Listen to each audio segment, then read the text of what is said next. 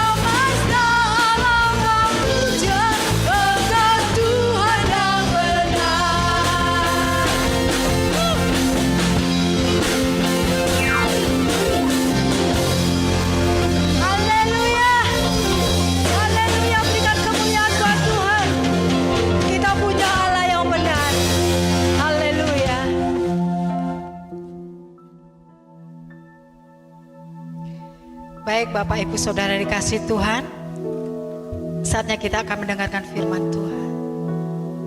Mari kita mempersiapkan hati kita di hadapan Tuhan.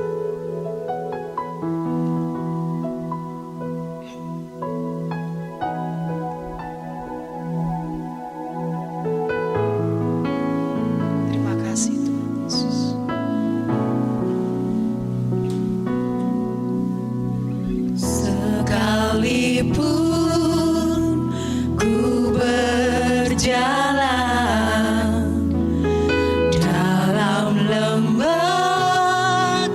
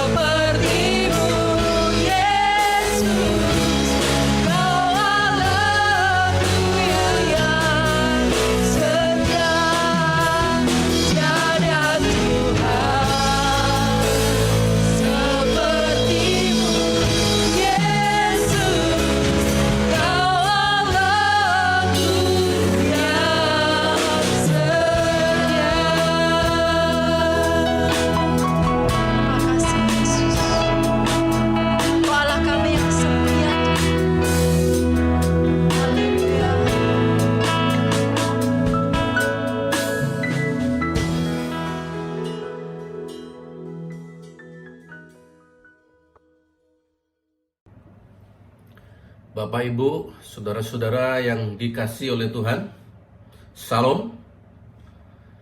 Pertama, saya menyampaikan banyak terima kasih untuk doa-doa saudara, sehingga kami bisa melewati hari-hari terinfeksi Corona. Tanggal 23 Juni, saya positif. 2 hari kemudian Ibu Marmi, 2 hari kemudian Esi. 2 minggu dengan isoman, Tuhan telah pulihkan. Namun rupanya Tuhan belum puas, khususnya untuk saya lebih banyak waktu dengan Tuhan. Akhirnya ada bonus saraf tulang belakang saya yang terjepit itu, oleh karena saya melakukan aktivitas yang sebetulnya sederhana, sehingga membuat saya harus berbaring selama seminggu ini. Hari ini pun masih sedikit terasa, namun bersyukur karena Tuhan yang mengajar, Tuhan yang mengizinkan semua ini, dan punya makna, punya arti, punya berkatnya tersendiri dalam situasi kondisi yang sakit itu. Apa yang mau diajarkan tentang Tuhan dan apa yang mau diajarkan tentang manusia dalam situasi kondisi yang seperti ini? Saudara-saudara, pandemi virus corona telah memakan korban 4 juta lebih di seluruh dunia. Itu kira-kira sejumlah penduduk Pulau Bali. Nah, sekali lagi, kira-kira apa yang mau Tuhan ajarkan? Selama 2-3 minggu ini, saya merenungkan, memikirkan, menggumuli terkait dengan Tuhan, terkait dengan diri saya, terkait dengan Tuhan, terkait dengan manusia. Apa yang mau diajarkan tentang Tuhan, tentang dirinya, dan tentang manusia, tentang saya, tentang kita ini? Yang pertama, saudara-saudara, saya merasa bahwa ini juga Alkitabiah, ini juga prinsip-prinsip yang sesuai dengan kepercayaan iman Kristen, bahwa yang mau diajarkan tentang Tuhan adalah bahwa Tuhan itu berdaulat. Itu yang saya tangkap dan saya gumuli, saya dalami, saya renungkan selama beberapa hari terakhir ini, bahwa Tuhan itu berdaulat seperti dinyatakan oleh pemazmur pasal 103 ayat 19. Tuhan sudah menegakkan tahtanya di surga dan kerajaannya berkuasa atas segala sesuatu. Dalam situasi kondisi pandemik ini, Tuhan yang berdaulat, Tuhan yang berkuasa, Tuhan yang berkehendak, Tuhan yang mengizinkan. Dia duduk di tahtanya di sana. Tuhan yang mengendalikan dengan kekuasaan dan kedaulatannya. Mazmur 46 ayat yang ke-11. Pemazmur menulis, "Diamlah dan ketahuilah bahwa akulah Allah. Aku ditinggikan di antara bangsa-bangsa, ditinggikan di bumi." Diamlah dan ketahuilah bahwa akulah Allah. Kata Allah berarti dia yang kuat, dia yang perkasa, dia yang sanggup. Jadi apa yang mau diajarkan tentang Tuhan? Yaitu bahwa Tuhan itu yang berdaulat. Tuhan di singgasananya yang punya otoritas, yang punya keputusan, yang punya tindakan, yang mengizinkan semuanya ini. Nah, terkait dengan kehidupan kita sebagai orang yang percaya, Alkitab mengatakan, tetapi tidak sehelai pun dari rambut kepalamu akan hilang. Dan kamu, rambut kepalamu pun terhitung semuanya. Jadi berapa jumlah rambut saudara dan saya, Tuhan tahu itu. Itu berarti yang hilang berapa Tuhan tahu, yang masih juga di situ Tuhan tahu. Artinya bahwa saudara-saudara, Tuhan mengendalikan setiap apa yang terjadi di dunia ini. Kalau rambut saja Tuhan peduli, Tuhan tahu, apalagi nyawa orang, apalagi suaminya, apalagi istrinya, apalagi anaknya, apalagi orang tuanya yang harus meninggal oleh karena COVID ini, apalagi sahabatnya. Tuhan yang berdaulat, Tuhan yang punya otoritas, Tuhan yang mengizinkan semuanya itu terjadi. Apa yang mau diajarkan tentang Tuhan? Tuhan berdaulat.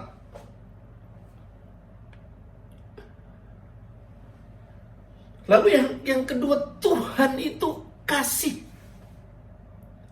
Barang siapa tidak mengasihi, ia tidak mengenal Allah. Sebab Allah adalah kasih. Yohanes 4 ayat 8. Apa yang mau diajarkan tentang Tuhan? Tuhan kasih. Dan perenungan selama 2-3 minggu ini, Tuhan mengingatkan akan fakta ini, bahwa Tuhan itu kasih. Bukan hanya punya otoritas, punya kuasa, tapi dia kasih. Tuhan kalau masih memberi kesempatan seseorang itu hidup, atau Tuhan yang memberi kesempatan orang dilahirkan, itu karena kasih Tuhan.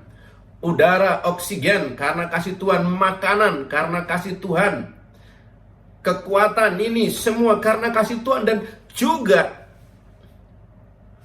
spiritual, keselamatan jiwa, hidup kekal, itu karena kasih Tuhan. Karena begitu besar kasih Tuhan akan dunia ini, sehingga Tuhan datang ke dalam dunia, mati di atas kayu salib untuk menanggung dosa kita, untuk memberi kita tempat di surga, untuk memberi kita keselamatan, untuk memberi kita hidup yang kekal. Tuhan itu kasih.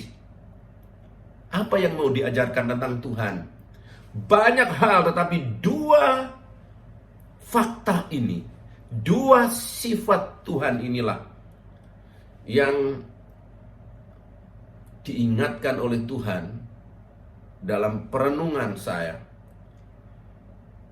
dalam pergumulan selama COVID ini, bahwa Tuhan yang punya kedaulatan, bahwa Tuhan adalah kasih itu. Lalu apa yang mau diajarkan tentang manusia? Nah, saudara-saudara, itu sifat Tuhan, itu karakter Tuhan, itu keberadaan Tuhan. Lalu sekarang saya merasa yang terpenting selagi kita masih diberi kesempatan untuk hidup ini, apa yang diajarkan tentang manusia? Lalu bagaimana kita harus meresponi situasi kondisi ini? Manusia harus mengasihi Tuhan. Manusia harus mengasihi. Itu sebabnya saya mau mengajak kita untuk merenungkan satu bagian firman Tuhan pada kesempatan ini di dalam Matius 22 ayat 34 sampai dengan 40. Matius 22 ayat 34 sampai dengan 40. Saya mau baca untuk kita sekalian demikian. Ketika orang-orang Farisi mendengar bahwa Yesus telah membuat orang-orang Saduki itu bungkam, berkumpullah mereka, dan seorang dari mereka, seorang ahli Taurat, bertanya untuk mencobai dia, "Guru, hukum manakah yang terutama dalam hukum Taurat?" Jawab Yesus kepadanya, "Kasihlah Tuhan Allahmu dengan segenap hatimu dan dengan segenap jiwamu dan dengan segenap akal budimu, Itulah hukum yang terutama dan yang pertama. Dan hukum yang kedua yang sama dengan itu ialah kasihilah sesamamu manusia seperti dirimu sendiri. Pada kedua hukum inilah tergantung seluruh hukum Taurat dan kitab para nabi. Nah, nats ini dikutip oleh Tuhan Yesus dari Ulangan pasal yang ke-6.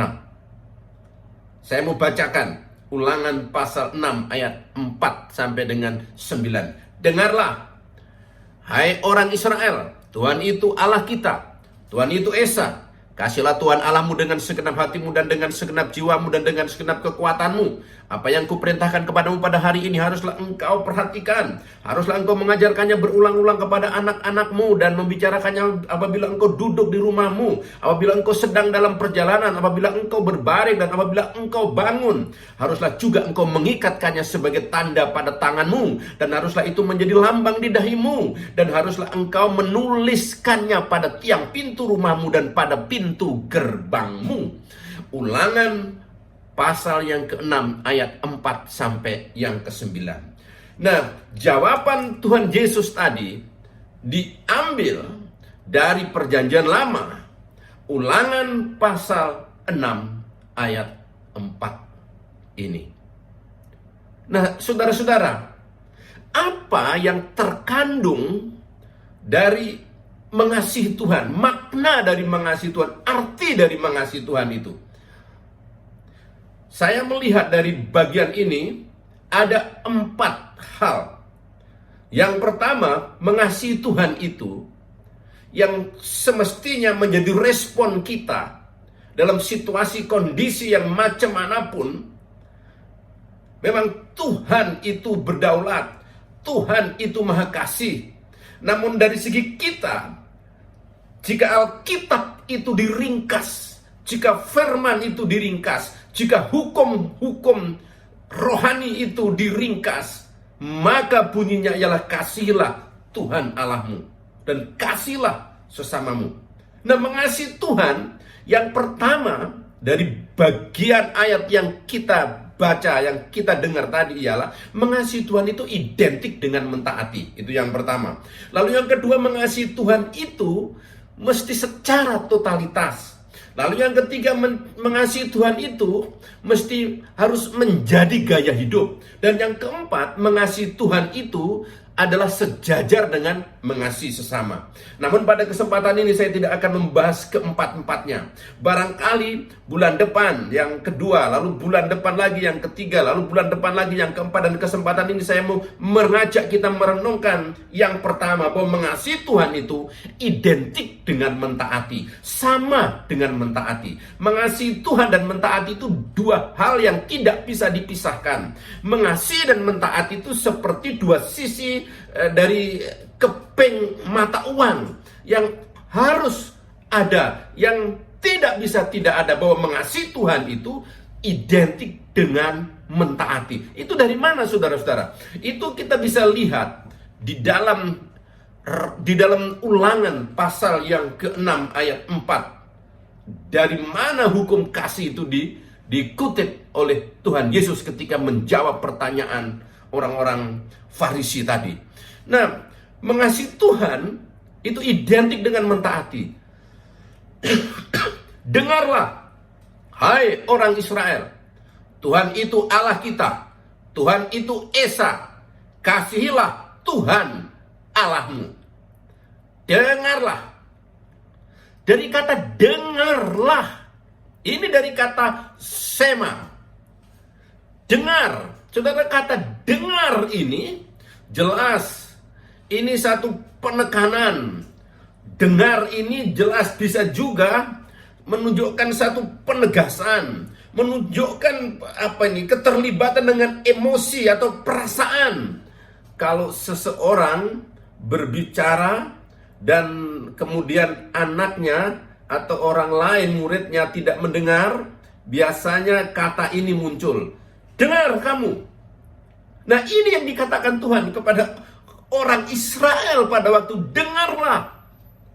Nah, ini berarti bukan sekedar suara.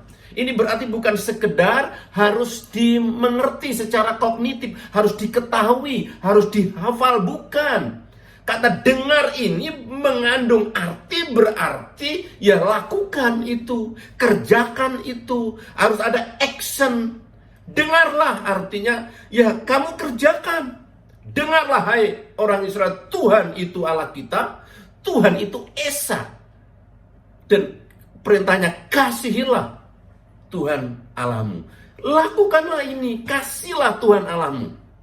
Jadi mengasihi itu identik dengan melakukan, mentaati, mengerjakan perintah-perintah yang Tuhan berikan. Lalu kata yang dipakai kasih ini adalah dari kata yang dalam perjanjian baru agapao. Nah, kata ini saudara-saudara bukan sekedar perasaan. Kata ini adalah menunjukkan satu keputusan dengan satu tindakan konkret, tindakan nyata, kelakuan itu. Jadi mengasihi itu bukan rasa kasih, rasa prihatin yang sifatnya hanya di dalam mental, di pikiran, di perasaan, bukan. Tapi mengasihi itu mesti ada tindakan, mesti ada kelakuan, mesti ada perbuatan. Jadi mengasihi Tuhan itu identik dengan mentaati Tuhan. Nah, Bapak Ibu yang dikasihi oleh Tuhan, latar belakang teks di Matius pasal 22 yang kita baca tadi adalah ketika orang-orang Farisi mendengar bahwa Yesus telah membuat orang-orang Saduki itu bungkam, berkumpullah mereka. Dan seorang dari mereka, seorang ahli Taurat, bertanya untuk mencobai dia. Guru, hukum manakah yang top, yang nomor satu, yang terutama, yang the best? Nah, itu pertanyaannya. Nah, tapi sebelum itu sudah ada yang mencobai Yesus. Pertama, orang Farisi juga, hal pajak. Bolehkah membayar pajak kepada kaisar? Lalu Yesus menjawab, gambar siapa itu? Berikan kepada kaisar apa yang kaisar punya, dan berikan kepada Allah apa yang Allah punya. Mereka bungkam. Lalu dicobai lagi oleh Saduki tentang kebangkitan. Ini punya suami, suaminya meninggal, lalu adik suaminya harus menikahi, meninggal lagi, adiknya menikahi, meninggal lagi sampai 7. Tuhan nanti di surga itu dia menjadi istrinya siapa dari 7 itu?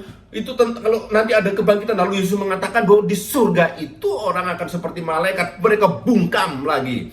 Ketika orang-orang Farisi mendengar bahwa Yesus telah membuat orang-orang Saduki itu bungkam, nah saudara tahu bahwa di Israel itu ada 2 partai yang besar, yaitu partai Farisi dan partai Saduki ini.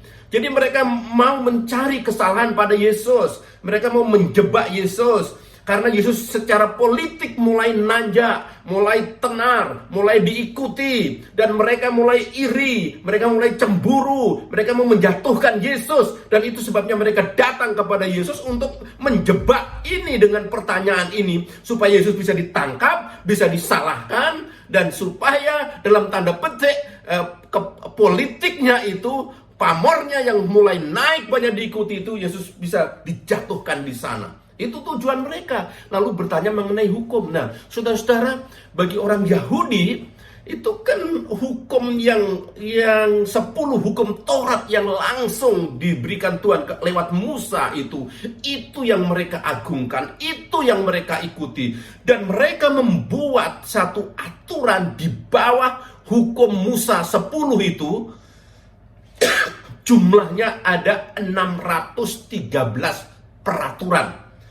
Katakanlah ini undang-undang ya, ini semacam undang-undang yang di bawah undang-undang dasar begitu. Ada 613 undang-undang di bawah 10 hukum Taurat itu yang boleh dilakukan dan yang harus dan yang jangan dilakukan.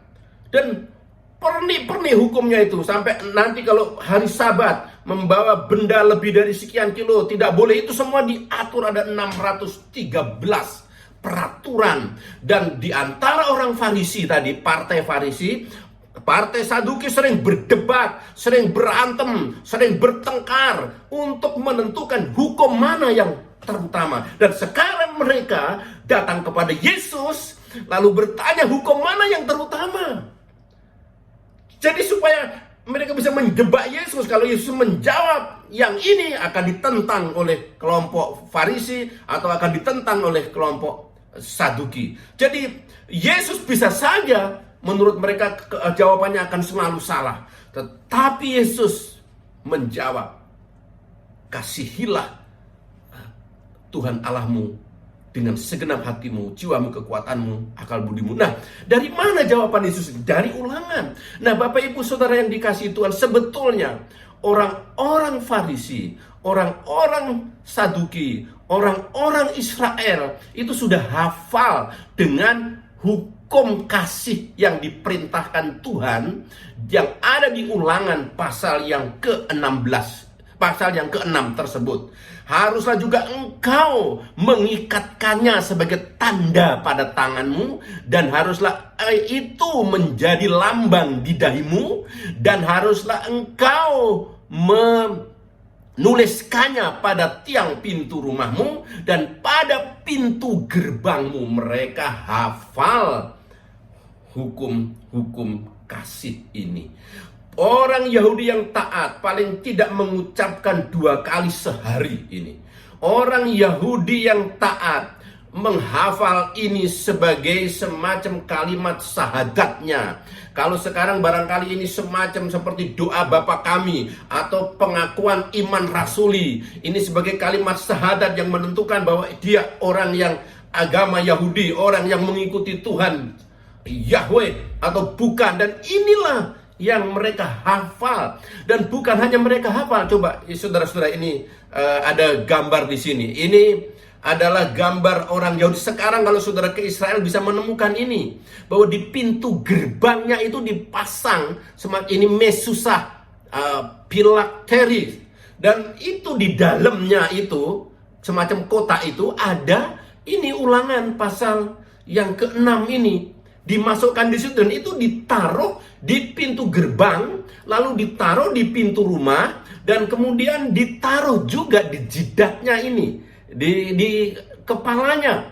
Mereka taruh itu. Perhatikan di sini, di jidat ini di kepalanya ini, lalu diikat di tangannya ini, di tangannya. Terus kemudian di pintu gerbang ini orang Yahudi sedang memasang di pintunya ini. Nah, jadi mereka menaruh itu, hukum ini ada di pintu rumah, di pintu gerbang, lalu kemudian ada juga diikatkan, dililitkan di tangannya, lalu kemudian di jidatnya ini, menjadi tanda di dahi mereka. Dan mereka menghafal, mengucapkannya paling tidak 2 kali sehari bagi orang yang taat itu. Jadi hukum kasih ini sudah ada pada mereka, sudah mereka hafal, sudah mereka ketahui. Dan ketika Yesus ditanya hukum mana yang terutama, Yesus tidak mengambil dari mana-mana. Yesus menjawab mereka, hukum yang terutama itu ialah yang ada di pintu gerbangmu, yang ada di pintu rumahmu, yang ada di jidatmu, yang ada di tanganmu itu, yang ada di bibirmu, yang engkau sering ucapkan, yang engkau sering katakan. Itu hukum yang terutama. Hanya persoalannya ialah bagimu, engkau hanya tahu tapi tidak melakukan. Hukum yang terutama ialah lakukanlah ini. Kasihilah Tuhan Allahmu dengan segenap hatimu, segenap jiwamu, segenap kekuatanmu, segenap akal budimu, dan kasihlah sesamamu sama seperti kamu mengasihi dirimu sendiri. Lakukanlah ini, kerjakanlah ini, bukan sekedar pamer.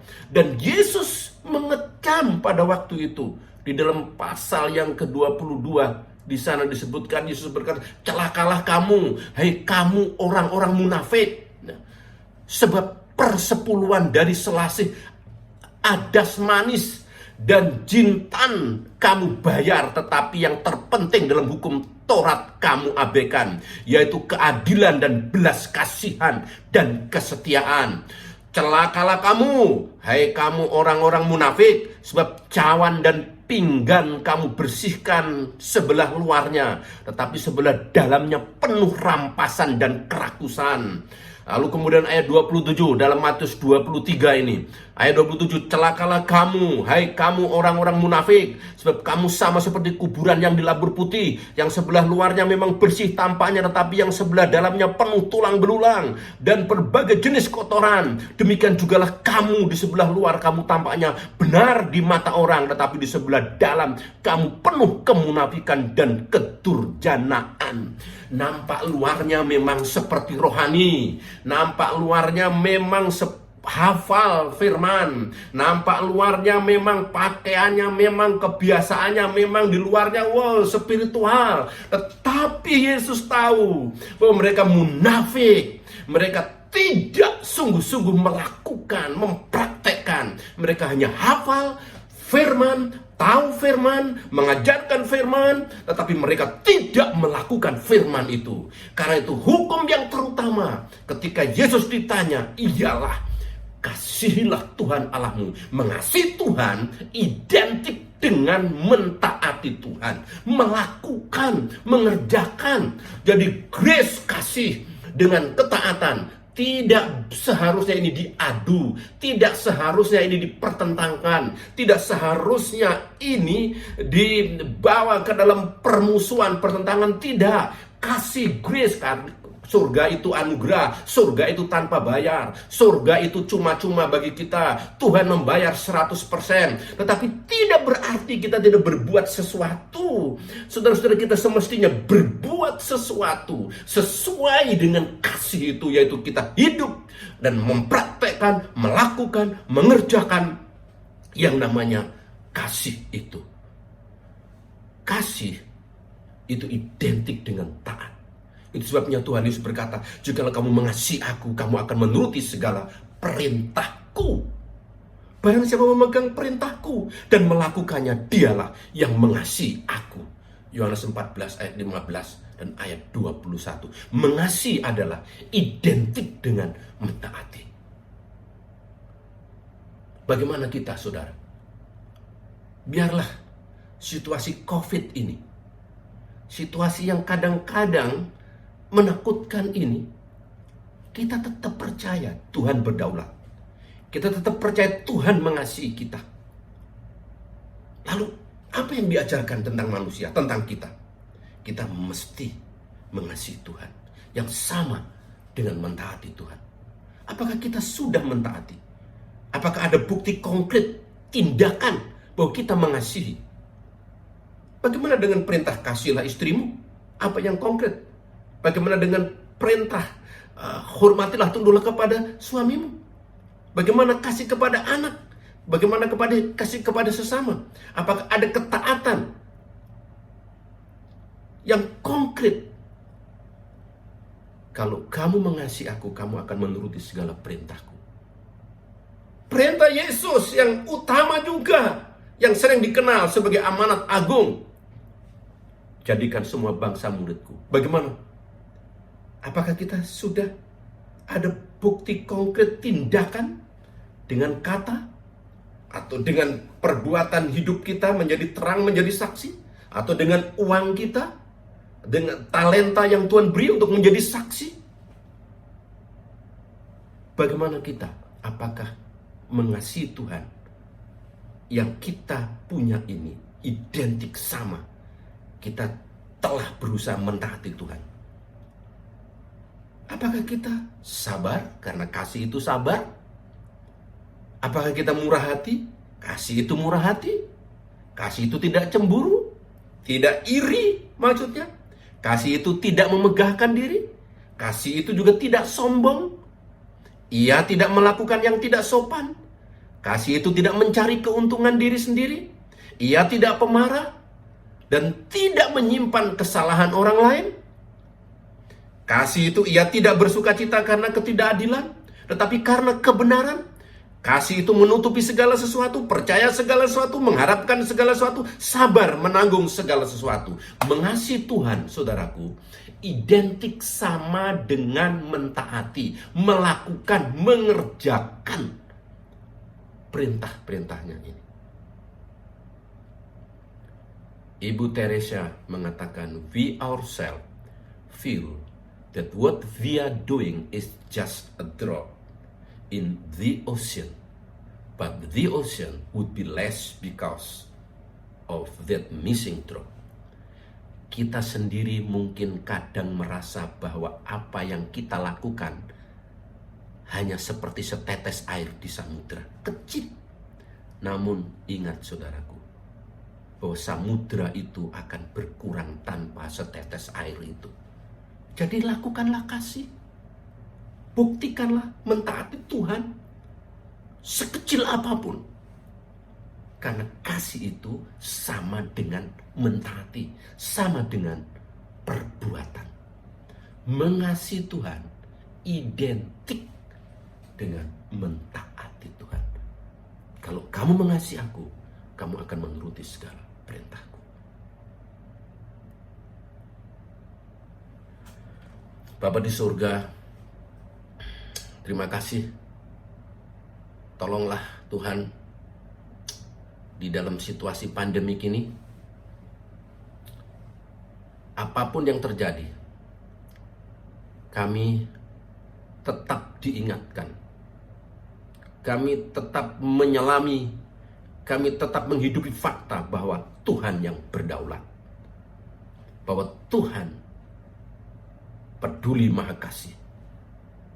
Dan tolonglah kami agar tidak terlena di dalam ketakutan, terlena di dalam ketidaktaatan, terlena di dalam hanya tahu kebenaran, hanya mengerti, hanya hafal, hanya luarnya saja. Tolonglah kami agar kami melakukan. Ada ketaatan, ada bukti konkret bahwa kami mengasihi Tuhan yang merupakan hukum yang terutama ini.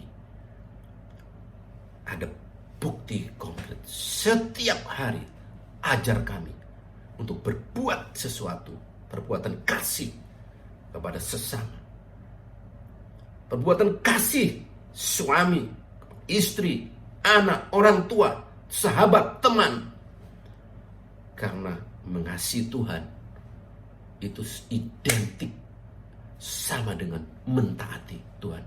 Tolong kami juga untuk menjadi pelaku-pelaku firman-Mu, menjadi pemberita kasih-Mu, terlibat dalam amanat agung, sesuai talenta, sesuai potensi keuangan, sesuai dengan kebisaan, kepandaian, waktu yang Tuhan beri kepada kami, sebagai bukti mengasihi Tuhan yang adalah mentaati Tuhan. Terima kasih. Berkati seluruh keluarga besar Friendship di dalam nama Bapa, Putra, dan Roh Kudus, dalam nama Tuhan Yesus. Amin.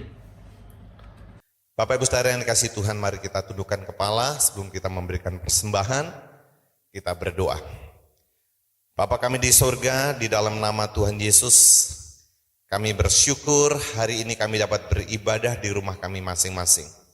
Bapa kami di surga, meskipun dalam situasi krisis, firman-Mu mengajar untuk kami dapat memberi kepada Tuhan. Itulah sebabnya Tuhan Kau berkati setiap persembahan yang akan kami bawa kepada Tuhan. Bukan dari kelebihan kami, bukan dari kelimpahan kami, tapi dari apa yang kami punya, kami mau menabur di ladang Tuhan. Kiranya Tuhan menerimanya dan Tuhan memberkati setiap tangan-tangan yang memberi. Bapa kami di surga, kami berdoa bagi pemerintah bangsa dan negara kami Indonesia dalam upaya untuk penanganan virus corona ini dan dalam menangani dampak-dampak yang terjadi dari COVID-19 ini. Tuhan kiranya Engkau memberkati dan menolong pemerintah kami. Berkati Bapak Presiden Jokowi, Wakil Presiden Bapak Kiai Maruf Amin, bersama dengan jajaran menteri sampai kepada pejabat-pejabat yang terkecil. Tuhan Yesus Engkau menolong. Berkati TNI Polri, berkati Bapak seluruh aparatur negara dalam upaya untuk menolong bangsa kami terlepas dari pandemi corona ini. Dalam upaya untuk menjaga stabilitas keamanan, stabilitas ekonomi. Tuhan yang campur tangan, Tuhan yang memberkati. Sehingga bangsa kami dapat melewati krisis ini. Bahkan krisis ini menjadi sebuah lompatan untuk bangsa kami menjadi lebih maju, lebih makmur, dan diberkati. Bapa kami di surga, kami berdoa untuk setiap jemaat-Mu yang terdampak dari situasi seperti ini. Mungkin ada di antara mereka yang kehilangan pekerjaan, kehilangan mata pencarian. Ada di antara mereka yang mengalami kekurangan. Tuhan Yesus, kiranya Engkau memberkati mereka. Engkau mencukupkan segala kebutuhan mereka menurut kekayaan dan kemurahan-Mu. Bapa di surga, kami berdoa, mungkin ada di antara mereka yang mengalami sakit. Tuhan, kiranya Engkau menjamah, menyembuhkan oleh kuasa bilur-Mu di dalam nama Tuhan Yesus. Terima kasih Tuhan Yesus, terima kasih. Kami berdoa, biarlah kami semua bertumbuh dalam kasih karunia dan kemurahan Tuhan. Terima kasih Bapa, kami berdoa biarlah dalam segala hal yang terjadi atas bumi ini, Injil Kerajaan Allah dapat terus diberitakan, baik melalui media sosial, baik secara langsung, dan biarlah banyak orang boleh menyambut Injil kebenaran-Mu, dan mereka beroleh keselamatan daripada Tuhan. Terima kasih Bapa di surga, terima kasih. Ini doa permohonan kami kepadamu. Di dalam nama Tuhan Yesus Kristus kami berdoa. Haleluya. Amin.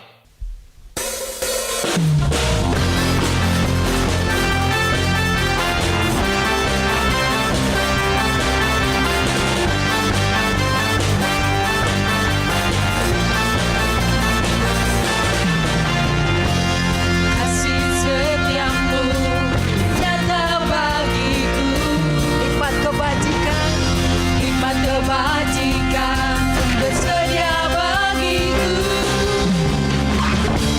Sebab alasanku limpahkan segalanya, dan anugerahnya sangat besar bagiku. akan bersama-sama. Aku dilimpahi karena alasanku untuk menyediakan. Aku diberkati, aku dilimpahi akan sempurna anugerah Tuhan bagiku.